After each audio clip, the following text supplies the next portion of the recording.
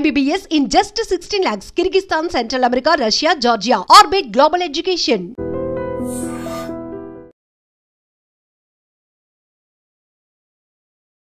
నమస్కారం, నా పేరు డాక్టర్ షగుఫ్తా. నేను న్యాచురోపతి డాక్టర్ని. కాన్స్టిపేషన్ అండి, మలబద్ధకం. పేరులోనేందు బద్ధకం. మనం మార్నింగ్ లేచిన వెంటనే బద్దకిచ్చి వెళ్లకుండా ఈవినింగ్ వెళ్దాంలే, రేపు వెళ్దాంలే, ఎల్లుండి వెళ్దాంలే అనుకుంటాం కదా. సో ఆ బద్దకిచ్చడం వల్లే వస్తాయి మలబద్ధక సమస్యలు. అసలు మలబద్ధక సమస్య వస్తే ఎన్ని రకాల కాంప్లికేటెడ్ డిసీజెస్ వస్తాయి తెలుసా? మనం ఎవ్రీడే మోషన్కి వెళ్ళలేదు అనుకోండి, ఎగ్జాంపుల్.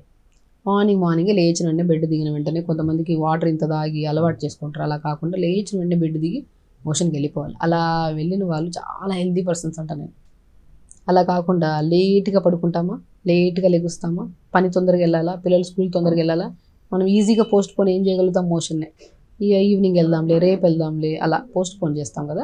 అప్పుడు ఏమవుతుంది? Next day morning heavy freshness ఉండదు బాడీలో. పొట్టంతా బ్లోటెడ్గా ఉంటుంది. ఎప్పుడైనా ఏదైనా తిన్నామనుకోండి, ఆ బ్లోట్నెస్ ఎక్కువ ఉండడం వల్ల గ్యాస్ రిలీజ్ అవుతూ ఉంటుంది.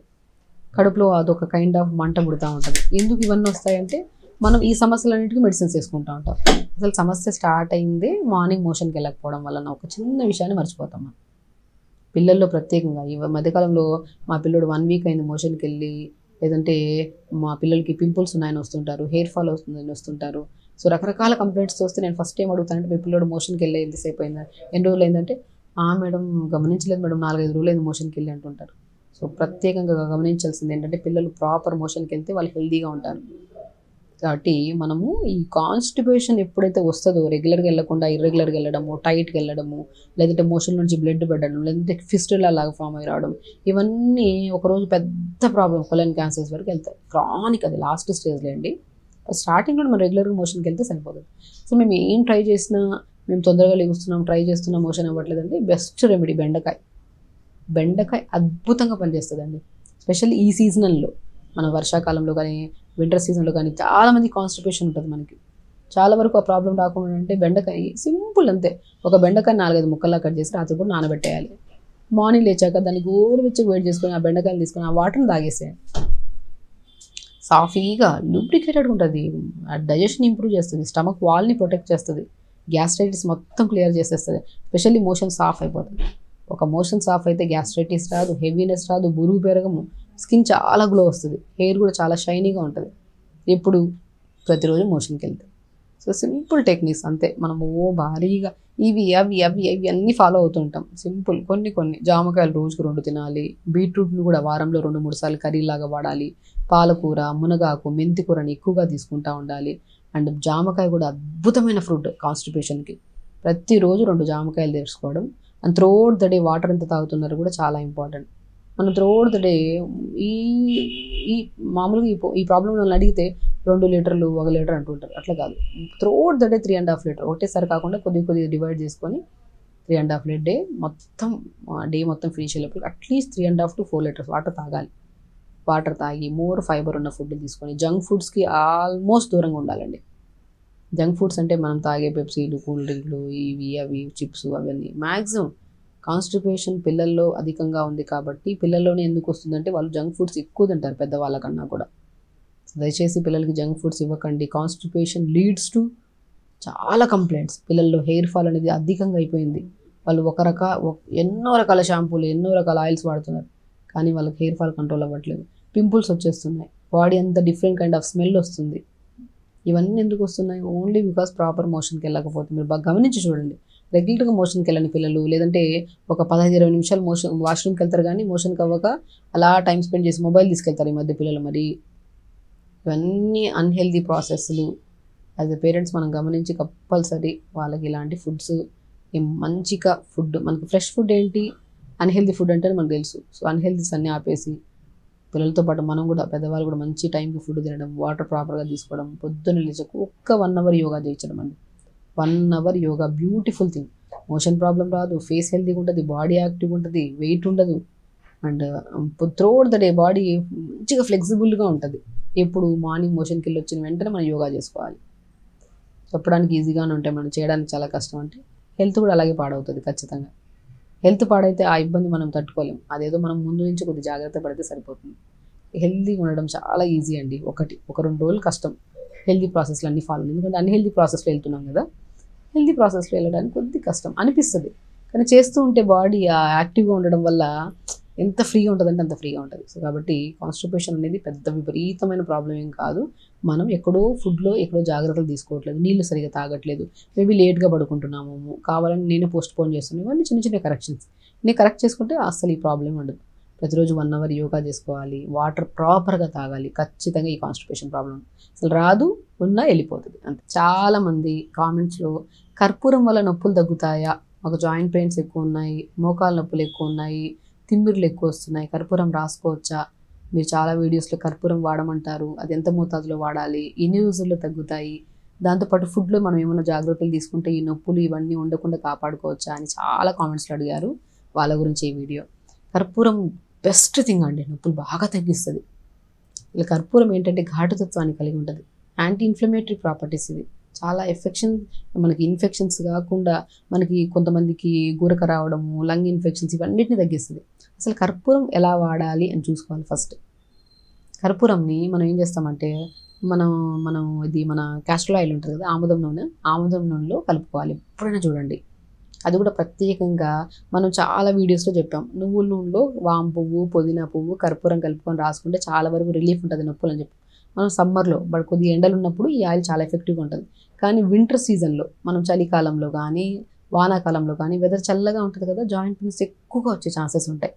సో ఎక్కువగా ఉన్నప్పుడు మనం బాడీ కొద్దిగా హీట్ జనరేట్ చేసేలాగా ఆముదం నూనెలో కర్పూరం కలుపుకొని రాసుకుంటే, ప్రత్యేకంగా సీజనల్ వైజ్గా కూడా మనం ఆయిల్ మార్చుకోవాలి. ఒకటే ఆయిల్ని కంటిన్యూగా వాడుతున్నప్పుడు బాడీ అంత ఎఫెక్టివ్గా పనిచేయదు, నొప్పులు తగ్గవు మనకి. సీజన్ గుర్తుపెట్టుకోండి, వర్షాకాలంలో కానీ చలికాలంలో కానీ మనకి బాగా చల్లగా ఉంది వెదర్, ఆ టైంలో మనం ఏం చేయాలి, ఆముదం నూనె ఒక 100 గ్రాములు తీసుకోవాలి. దాంట్లో ఒక 4-5 బిళ్ళలు కర్పూరం వేసేసి మంచిగా వెంటనే కొద్దిగా క్రష్ చేసి వేసేస్తే కొద్దిగా మంచిగా డైల్యూట్ అయిపోతాయి. ఆయిల్ని బాగా మోకాల కింద భాగంలో మంచిగా రాసి దానిపై పై భాగంలో రాసుకోవాలి. లేదనుకోండి స్నానానికి వెళ్ళి ఒక 1/2 అవర్ మొత్తం బాడీ మొత్తం రాసుకొని ఒక అర్ధగంట మంచి కాటన్ దుస్తులు వేసుకొని 10-15 నిమిషాలు లేదంటే 1/2 అవర్ ఎండ కూర్చొని కొద్దిసేపు ప్రాణాయామం చేయండి, కొద్దిసేపు మెడిటేషన్ చేయండి. అయిపోయిన తర్వాత ఎలాగో 1/2 అవర్ అప్లై చేసుకొని కూర్చోమంటే కూర్చొని ఇటు అటు తిరుగుతూ ఉంటారు. దాని బదులు ప్లేస్లో కూర్చొని 1/2 అవర్ మెడిటేషన్, ప్రాణాయామ మంచిగా ఇలా చేసుకుంటే బాడీ కొద్దిగా అబ్జర్వ్ చేసుకుంటుంది ఒక 1/2 అవర్. దాని తర్వాత గోరువెచ్చని నీళ్ళలో ఆముదమాకులు దొరుకుతాయి, మనకు ఊర్లలో దొరికితే ఆముదమాకులు చాలా బాగా నొప్పులు తగ్గిస్తాయి. ఆముదమాకులు 4-5 ఆకులు నీళ్ళు వేసుకొని మరిగించి, ఆ మరిగించిన ఆకులు తీసేసి ఆ నీళ్ళని స్నానం చేసి నీళ్ళు కలుపుకొని స్నానం చేయండి. కానీ ఒకసారి గుర్తుపెట్టుకోండి, స్కిన్ ఎలర్జీస్, ఇన్ఫెక్షన్స్ ఉండే వాళ్ళకి ఆముదమాకులు సెట్ అవ్వవు. ఇండివిజువల్ కేసెస్లో మనం తీసుకోవచ్చు, బట్ ఏం లేవు, స్కిన్ బాగుంది, హెల్తీగా ఉందంటే ఆముదమాకులు సెట్ అవుతాయి మనకి. సో ఆముదమాకులు నీళ్ళలో మరిగించిన నీళ్ళని మరిగించిన తర్వాత 2-3 గ్లాసులు తీసుకోండి నీళ్ళని, 4-5 ఆముదమాకులు వేయండి, బాగా వాష్ చేయాలి నీట్గా. ఆముదమాకులు లైట్గా మరిగించుకోండి బాగా, దాని ఆకుల్ని తీసేసి ఆ నీళ్ళని స్నానం చేసే బకెట్ నీళ్ళు కలుపుకొని స్నానం చేయండి. చాలా బాగా తగ్గుతాయండి నొప్పులు, తిమ్మిర్లు, నొప్పులు, బలహీనతలు, వాపులు ఏమున్నా బాగా తగ్గుతాయి. ఒక్కటే గుర్తుపెట్టుకోండి, ఆముదం నూనెలో కర్పూరం కలిపేసుకొని అప్లై చేసుకుంటే చాలా రిలీఫ్ ఉంటుంది. అసలు ఈ నొప్పులే ఎందుకు వస్తున్నాయి మేడం అని చెప్తే, నొప్పులు ఎందుకు వస్తాయి, మనం ఎప్పుడైతే న్యూట్రిషియస్ ఫుడ్ తీసుకోకపోవడం వల్ల, జంక్ ఫుడ్స్ ఎక్కువ తీసుకోవడం వల్ల వస్తాయి నొప్పులు. న్యూట్రిషియస్ ఫుడ్ అంటే ఏంటి అంటే మనం ఎన్ని లేవండి, మనం చాలా వరకు చెప్పాం నొప్పులు ఎందుకు వస్తాయి. B12 డెఫిషియన్సీ, B12 బాడీలో లేకపోతే డెఫినెట్గా నొప్పులు వస్తాయి. డి విటమిన్ డెఫిషియన్సీ, ఇది కూడా ఖచ్చితంగా గుర్తుపెట్టుకోవాలి. ఆల్మోస్ట్ తక్కువ ఉందండి జనాల్లో B12 డి విటమిన్ డెఫిషియన్సీ లేని వాళ్ళు లేరు, ఎవరో హెల్తీగా ఫాలో అవుతున్న డైట్ వాళ్ళు తప్ప. అది కూడా మనం కాన్షియస్గా ఈ విటమిన్స్ అన్నీ ఉన్నాయా లేదా మనం చెప్తాం ఎలాగో ఆ వీడియోలో. సో కొద్దిగా ఐరన్ డెఫిషియన్సీ ఉండడం వల్ల, కాల్షియం డెఫిషియన్సీ ఉండడం వల్ల, ఈ 4 మెయిన్ విటమిన్స్ ఇవి లేకపోతే బాడీలో ఖచ్చితంగా నొప్పులు వస్తాయి. సో B12 తక్కువ ఉందనుకోండి, నేను చాలా వీడియోస్లో చెప్పాను, రాజగిర సీడ్స్, తోటకూర విత్తనాలు దొరుకుతాయి. రాజగిర సీడ్స్ని తెప్పించుకొని, రాజగిర అంటే తోటకూర విత్తనాలు యాక్చువల్లీ, దాన్ని పౌడర్ చేసేసుకోండి మంచిగా, విత్తనాలు గసగసలాగా ఉంటాయి, లేదంటే పౌడరే దొరుకుతుంది మనకి, దాన్ని చపాతీలాగా చేసుకోవడం. సో అలాగా రాజగిర సీడ్స్ మనం రెగ్యులర్గా వాడడము. దాంతోపాటు మనము వాటర్ ఇంటేక్ కూడా ప్రాపర్ తీసుకోవాలి. అండ్ డి విటమిన్ డెఫిషియన్సీ ఉందనుకోండి, మష్రూమ్స్, లేదంటే pumpkin seeds, watermelon seeds, almonds, sunflower seeds, అన్ని నువ్వులు అద్భుతంగా. ఐరన్ తక్కువ ఉందనుకోండి, పాలకూర, మెంతి కూర, మునగాకు, దాంతోపాటు మనము బ్లాక్ కిస్మిస్, అంజీరు, కాల్షియం తక్కువ ఉంటే తెలిసిందే, ఆవు పాలు తీసుకోవచ్చు, నువ్వులు తీసుకోవచ్చు. చూసారా, ఇవన్నీ మనం తీసుకుంటున్న ఫుడ్లే. కానీ ఏ మోతాదులో తీసుకోవాలంటే మనం ఎక్కువగా తీసుకోవద్దు. అది మితంగా తీసుకుంటే ఒకటే, అమితంగా తీసుకుంటే అది ఎంత న్యూట్రిషన్ అనే విషయమే. లిమిట్, ఈరోజు ఎంత తీసుకోవాలంటే ఒక ఎన్ని గ్రామ్స్ ఎలా తీసుకోవాలి మనం ఒక వీడియోలో క్లియర్గా చెప్పాము, ఎంత తీసుకోవాలి, ఎందులో ఉంటాయి అనేది. ఈ కైండ్ ఆఫ్ ఫుడ్ మనం రెగ్యులర్గా తీసుకుంటూ, ఆకుకూరలు బాగా తీసుకుంటుంటే ఆటోమేటిక్గా డెఫినెట్గా నొప్పులు తగ్గుతాయి. మనకి నొప్పులు, మంటలు, తిమ్మిరులు, వాపులు ఇవన్నిటిని కంట్రోల్ చేసుకోవచ్చు. ఉన్నాయని కంగారు పడకుండా, పెయిన్ కిల్లర్స్ అవి ఇవి వేసుకోకుండా జస్ట్ ఈ సింపుల్ టెక్నిక్స్ని ఫాలో అయితే డెఫినెట్గా నొప్పులు తగ్గుతాయి. సో ఖచ్చితంగా చేయండి, హెల్తీగా ఉండండి, హ్యాపీగా. నమస్కారం. And don't forget to subscribe to iDream. And for more videos, please subscribe to iDream. Please subscribe to iDream. Please subscribe iDream. And please subscribe to iDream. For more videos, subscribe to iDream. please like, share and subscribe to the channel. Congratulations, iDream. Subscribe to iDream. Subscribe to iDream. So subscribe to iDream Media.